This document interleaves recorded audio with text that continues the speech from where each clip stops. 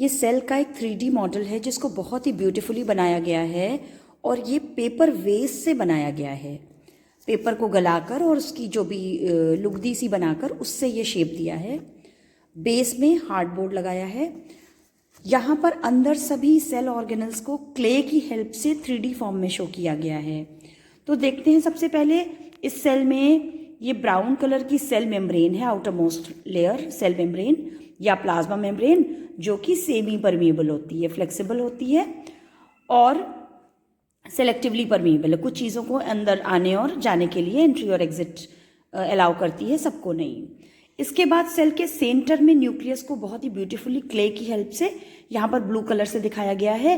ये न्यूक्लियस है जहाँ पर सेल का जेनेटिक मटेरियल होता है।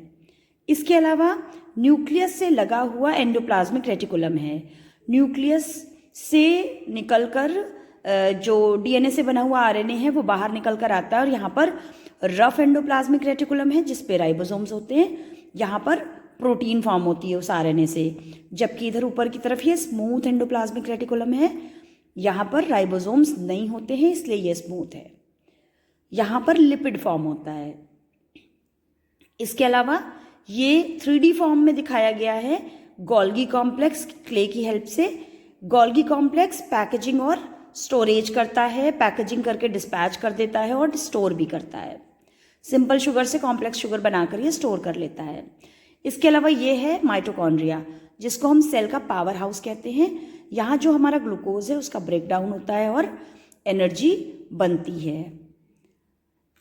ये लाइसोसोम है, suicide bags of the cells, cells की जो भी क्लीनिंग का काम करते हैं, पर कभी एक्सीडेंटली अगर ये बर्स्ट हो जाते हैं तो पूरे एंजाइम्स बाहर आ जाते हैं और पूरी सेल की डाइजेशन कर देते हैं। That is why they are suicidal bags of the cells. यहाँ पर ये सेंट्रियोल्स हैं। सेंट्रियोल्स आपको पता है एनिमल सेल में ही सिर्फ प्रेजेंट होते हैं और ये सेल डिवीजन के टाइम पे स्पिंडल फॉर्म करने का काम करते हैं। तो क्योंकि सिर्फ एनिमल सेल में ही प्रेजेंट होते हैं सेंट्रियोल, इस बात से प्रूव हो गया कि ये हमारी एनिमल सेल है।